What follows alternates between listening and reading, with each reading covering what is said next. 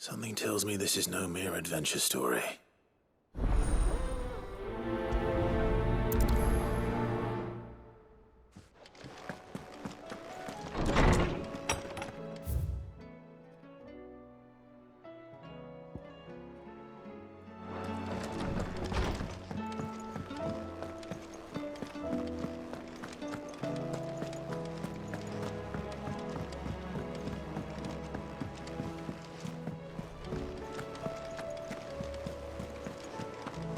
There's something about it.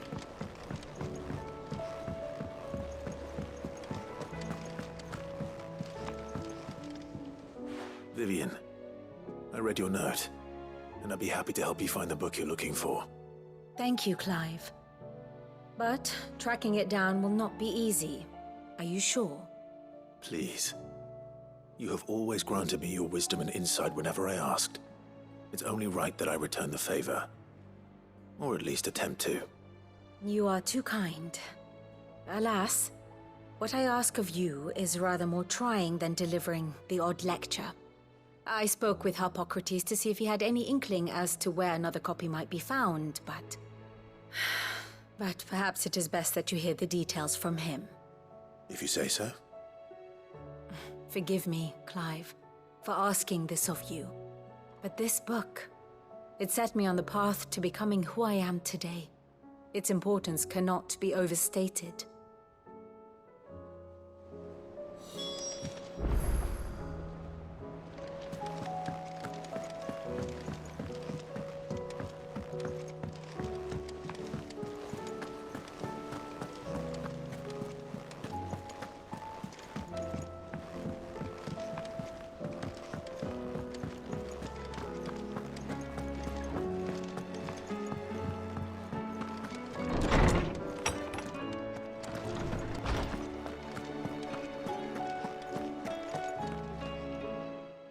Clive, my boy. What a pleasure it is to see you. Hippocrates. There's something I need to ask you. I've been charged with locating a book called From a Distance. Then you seek a rare gem indeed. One whose name I had not thought to hear from your lips. You've been talking to Vivian. Right as always. But she didn't seem keen to tell me very much. I take it she didn't like what you had to say. And yet I gather it did naught to dissuade her. Clive, if the young professor has tasked you with obtaining a copy, I fear she asks the impossible. The executors would not allow it. The executors? Coveters of Secrets, a clandestine organization committed to the collection and intenebration of forbidden texts and technologies. One such text being the tome Vivian seeks, chronicling as it does the true history of the enslavement of bearers, a tale which could overturn the established order were it ever to become widely known. Or, so rumor has it. I've never actually read the thing, or even set eyes on it for that matter. How is it that I haven't heard of this organization? Why, secrecy is the executor's watchword. They lurk in the shadows, emerging only to seize that which must be seized, be it books, inventions, or people, before disappearing again, leaving nary a trace. Which would explain why Vivian's copy was snatched from her grasp not long after she found it. By the hand of the executors, yes. But what drives them? Self-interest or ideology? Fine question. Sadly, all that is known of the executors can be recounted in a single breath. You may just as soon ask me of their origins, numbers, or the identities of their leaders. Any answer I give would be pure speculation. Then my hunt was doomed from the first. What was Vivian expecting? That I'd pluck it from thin air? Not from thin air, no. From ash. Rumors of the executors are rife among the scholars of Storm, but rather less so across the strait. I have a friend. Well, I had a friend in the village of Garnik. a collector of rare tomes, upon which subject we would oft correspond. Alas, I have heard naught from him since the skies fell dark. And no doubt he too has turned. But though he did not mention it by name, it is possible that a surviving copy of From a Distance yet rests upon one of his many shelves, quietly awaiting discovery. If you were, by some chance, able to save even a single book from the poor man's library, I know his soul would rest easier. Very well. When I next find myself in Waloed, I'll be sure to pay Garnick a visit.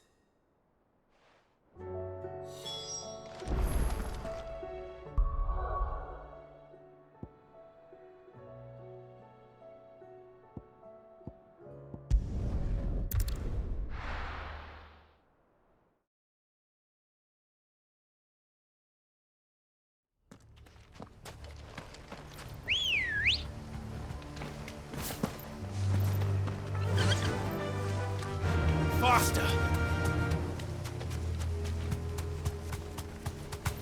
Caution, brother.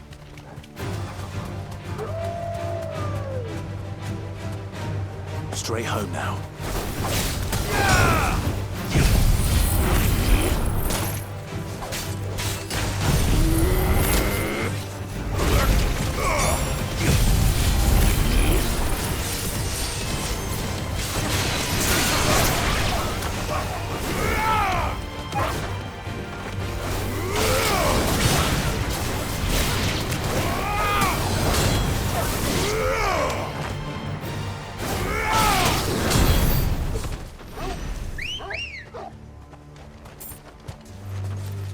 Good girl.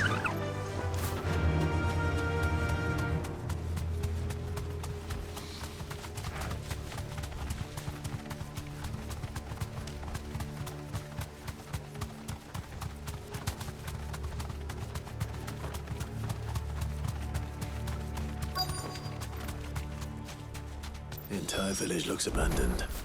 Now, which house would a bookworm live in?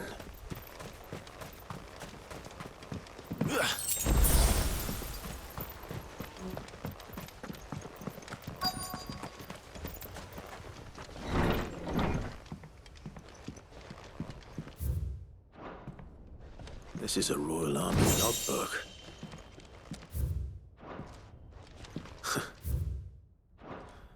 His interests were certainly varied. This is it. But if what it says is true, I need to get this back to the Hideaway.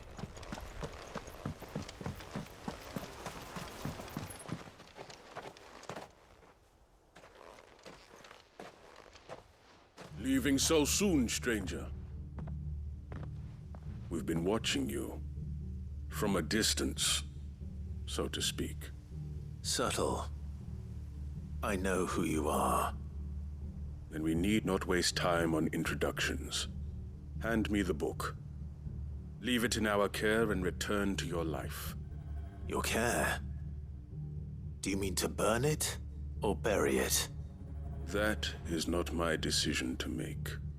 But by one means or another, its contents shall be removed from the common record. Then I'll have to politely refuse.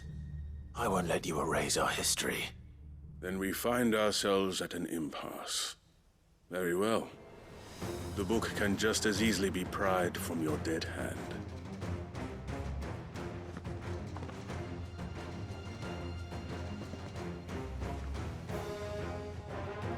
Let's see, shall we?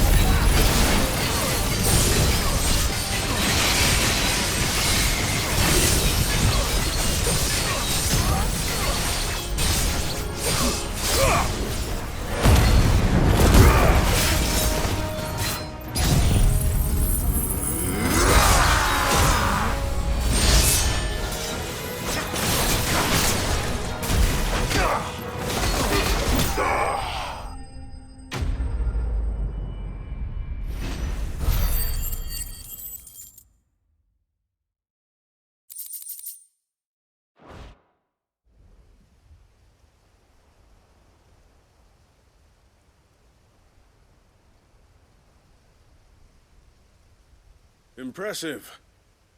But we have other means. We shall claim the book yet. Why do you want it so badly anyway? It lays out in no uncertain terms the vanity and avarice of mankind. It tells the shameful history of the persecution and oppression of a gifted few by a giftless many. Would you say that this interpretation was correct? I don't know. You don't know. Your sword may be sharp, but your wits are dull. So let me answer for you. There is no correct interpretation of history.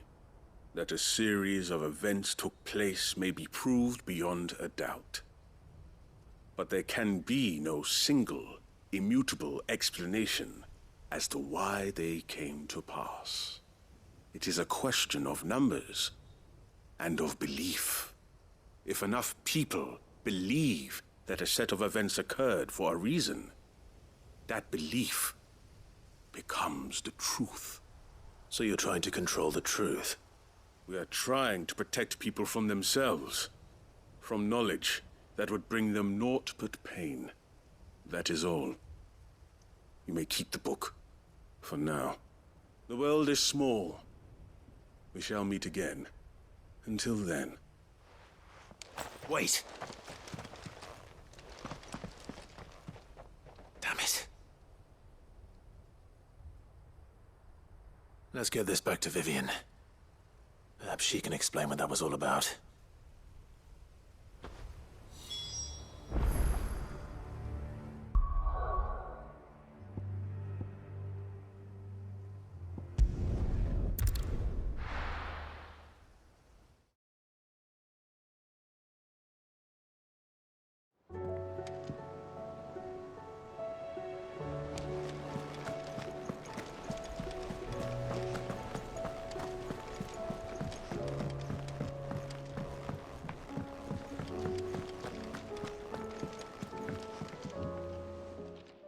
Vivian. I found it. The book you lost.